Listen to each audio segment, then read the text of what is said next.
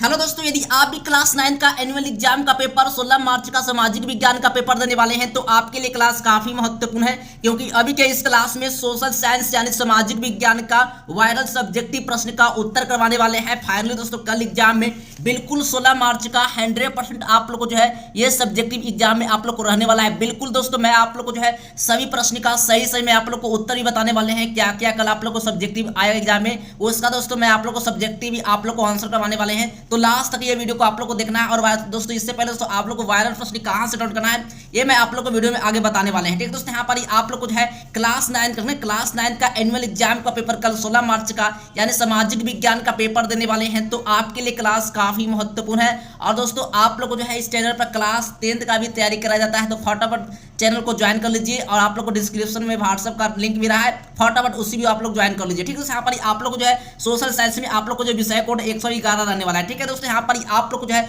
सामाजिक विज्ञान का, ठीक है, यानी कि आप लोग को जो कल क्लास 9 का एनुअल एग्जाम का पेपर देने जा रहे हैं ना, तो उसके लिए दोस्तों आप लोग को जो है सभी प्रश्न का मैं आप लोग को उत्तर बताने वाले हैं। सभी प्रश्न आप लोग को बिल्कुल 100% एग्जाम में रहेगा।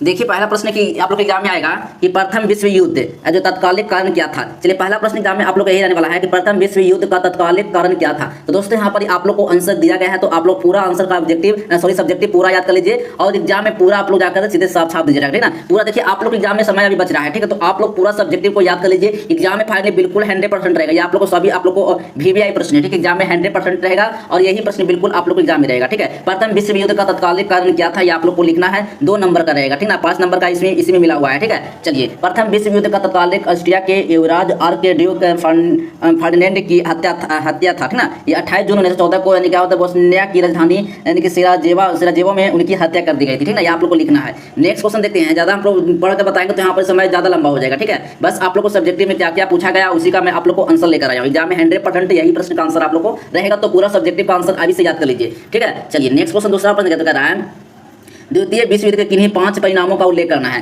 द्वितीय विश्व युद्ध के किन्हीं 5 परिणामों का उल्लेख करना है। तो यहाँ पर आप लोग को आंसर दिया गया है, तो पूरा आंसर आप लोग को यहाँ पर दिया गया है, तो आप लोग याद कर लीजिए पूरा आंसर आप लोग, ठीक है, सब्जेक्टिव का। तो द्वितीय विश्व युद्ध के 5 परिणाम निम्नलिखित नीचे दिया गया है, तो जाकर आप लोग पूरा सब्जेक्टिव का आंसर यहाँ पर लिख लीजिए। पहला सब्जेक्टिव का आंसर ये हो गया, दूसरा ये हो गया, तीसरा दोस्तों आप लोग को नीचे मिल जाएगा, ठीक है। तीसरा चौथा पांचवा आप लोग को जो है दे दिया गया है, तो आप लोग पूरा प्रश्न का आंसर आप लोग लिख लीजिए। ठीक है, एग्जाम में 100% यही प्रश्न आप लोग को पूछा जाएगा। ठीक है, चलिए 3 प्रश्न है, रोम बर्लिन टोक्यो की दूरी क्या थी। चलिए बच्चे यहाँ पर इसका सही आंसर लगाना है आप लोग को। हिटलर की आक्रामक नीति ने जर्मनी को अंतर्राष्ट्रीय मंच पर अछूत बना दिया था, ठीक ना। यही आप लोग को लिखना है। आंसर आप लोग को पूरा दिया है, तो आप लोग आंसर पूरा लिख लीजिएगा, ठीक ना। यही प्रश्न का पूरा आंसर आप लोग को एग्जाम में लिखना है, तभी आप लोग को 5 नंबर मिलेगा, ठीक ना। ये 5 नंबर में पूछेगा तो 2 नंबर में पूछेगा, 2 नंबर पूछेगा तो बना लीजिएगा। ठीक है, चलिए नेक्स्ट क्वेश्चन आप लोग एग्जाम में आया है। 4 प्रश्न करा, हिटलर के व्यक्तित्व पर प्रकाश डालना आप लोग ना। हिटलर के व्यक्तित्व जो है उस पर प्रकाश आप लोग को डालना है। आप लोग को आंसर दिया गया है, तो पूरा आंसर आप लोग लिख लीजिए। ठीक है, चलिए 5वां प्रश्न देखेंगे। ये दोस्तों आप लोग था ना, ये आप लोग को जो था 5 नंबर में आप लोग को प्रश्न आया है, ठीक है, याद कर लीजिएगा। एग्जाम में आप लोग को जो है 100 नंबर कैसे आप लोग 100 नंबर कैसे आप लोग एग्जाम में लाना है। सोशल साइंस में आप लोग को अभी से पूरा सब्जेक्टिव को याद कर लेना है, तभी आप लोग जो है 100 नंबर में दोस्तों आप लोग 90 नंबर ला सकते हैं। पूरा गहराई से पढ़ लेते हैं तो, ठीक ना। चलिए 5वां प्रश्न आप लोग एग्जाम में आया है, हरित क्रांति से आप क्या समझते हैं। देखिए आप लोग एग्जाम में बार बार पूछा जाता है, हरित क्रांति से आप क्या समझते हैं, तो एग्जाम में रहेगा बिल्कुल 100% पूछेगा। एग्जाम में यही प्रश्न आप लोग को मिलने वाला है, ठीक है, तो आप लोग इग्नोर मत कीजिए। एग्जाम में आप लोग को 100% यही प्रश्न रहेगा, ठीक है दोस्तों। 100% 12 प्रश्न लेकर आया हूँ। देखिए चलिए आप लोग यहाँ पर आंसर आप लोग को दिया हुआ है, तो आप लोग पूरा एकदम याद कर लीजिए, एग्जाम जाकर छाप दीजिए। ठीक है, देखिए 6वां प्रश्न यहाँ पर आया आप लोग का, लू से आप क्या समझते हैं। देखिए लू से आप क्या समझते हैं, तो यहाँ पर आप लोग को उत्तर दिया है, ग्रीष्म ऋतु में मई के महीने में उत्तर भारत में चलने वाली हवा अत्यंत गर्म तथा शुष्क होती है, जिसका तापमान लगभग 40 डिग्री तक चला जाता है। इसी शुष्क चलने की वाली हवा को लू कहा जाता है। देखिए लू का आप लोग को भी आ सकता है, तो पूरा आप लोग याद कर लीजिए इसका भी, ठीक है। चलिए नेक्स्ट क्वेश्चन आया आप लोग एग्जाम में, मानसून का विस्फोट क्या है। मानसून का विस्फोट क्या है, यहाँ पर आप लोग को आंसर लिखा हुआ है 7 प्रश्न में, ठीक है। आंसर आप लोग को दे दिया गया, आप लोग पूरा याद कर लीजिए। 8 प्रश्न आप लोग एग्जाम में आया है, 5 नंबर में है, ठीक ना। 5 नंबर में आप लोग को पूछा है, यही पर आप लोग को 50 नंबर कंप्लीट करना है। यही पर आप लोग का कंप्लीट 50 नंबर हो जाएगा सब्जेक्टिव में, बस आप लोग पूरा याद कर लीजिएगा। तो यही प्रश्न आप लोग एग्जाम में रहने वाला है, ठीक ना। भारत की जनसंख्या वृद्धि की विशेषताओं को बताना है आप लोग, ठीक ना। भारत की जो जनसंख्या है वृद्धि की जो है विशेषताओं को आप लोग को बताना है, ठीक ना। भारत की जनसंख्या वृद्धि की विशेषताओं पर गौर करने पर यह स्पष्ट होता है कि वर्ष प्रति वर्ष भारत जनसंख्या वृद्धि की ओर अग्रसर रही है, ठीक ना। चलिए आप लोग को लिख देना है उत्तर में, आप लोग बहुत लंबा ज़्यादा नहीं है, आप लोग को बस याद कर लेना है, ठीक है। चलिए और आप लोग अभी तक LKC क्लासेस चैनल को सब्सक्राइब नहीं किए हैं, तो फटाफट चैनल को सब्सक्राइब कर लीजिए। इस चैनल पर दोस्तों आप लोग को जो है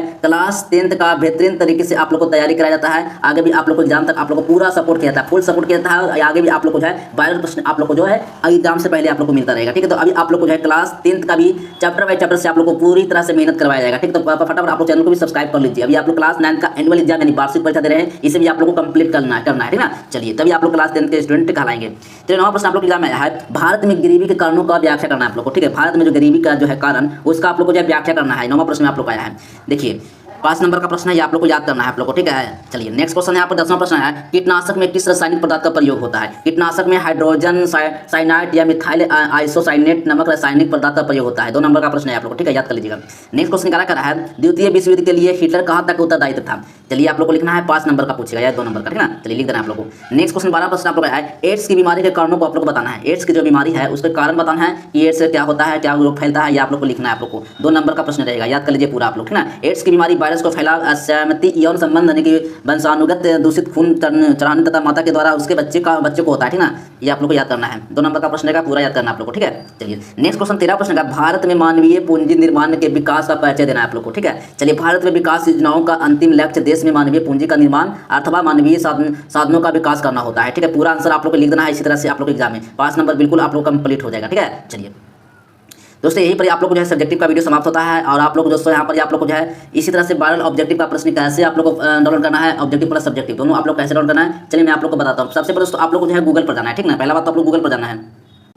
देखिए इसी तरह से आप लोग को गूगल पर आना है, गूगल पर एजुकेशन लेक्चर आप लोग को सर्च कर लेना है, ठीक है। देखिए इस तरह से एक और नया आप लोग जैसे ही सर्च कीजिएगा इसी तरह से एक नया फेस आप लोग को देखने को मिलेगा। इस पर दोस्तों आप लोग क्लिक करना है, इस पर आप लोग को क्लिक कर लेना है, ठीक ना। इस पर आप लोग क्लिक करना है, इस पर क्लिक कीजिएगा तो इस तरह से एक और नया फेस खुलेगा। आप लोग क्लास 9th वाले पर क्लिक कर लेना है, ठीक है ना। चलिए देखिए एजुकेशन लेक्चर का लोगो देखने को मिलेगा, तो इस पर दोस्तों आप लोग को क्लिक कर लेना है, ठीक है। दोस्तों ये थोड़ा सा खुल नहीं पा रहा है दोस्तों, आप लोग को हो सकता है खुलता है, तो वहाँ से आप लोग को जो है क्लास 9th का दोस्तों इस तरह से एनुअल एग्जाम यहाँ पर आप लोग को लिखा होगा, ठीक ना। तो इस पर दोस्तों आप लोग क्लिक करके आप लोग दोस्तों वहाँ से आप लोग डाउनलोड कर लीजिएगा ऑब्जेक्टिव प्लस सब्जेक्टिव ना। ऑब्जेक्टिव प्लस सब्जेक्टिव दोनों आप लोग वहाँ से डाउनलोड कर लीजिएगा। अगर नहीं खुल पाता है दोस्तों तो आप लोग को इस नंबर पर मैसेज कर लेना है कि सर हमको ओरिजिनल PDF चाहिए ये क्लास 9th का, ठीक है, एनुअल एग्जाम का। तो आप लोग को बायो पेपर वहाँ पर मिल जाएगा। तो देखिए इस नंबर को जल्दी से आप लोग नोट कर लीजिए, 6299 96 25 06 पर दोस्तों कॉन्टैक्ट करना है, 6299 96 25 06 पर, ठीक है। चलो सुनिए नेक्स्ट वीडियो तक के लिए बाय बाय। जय हिंद, वंदे मातरम।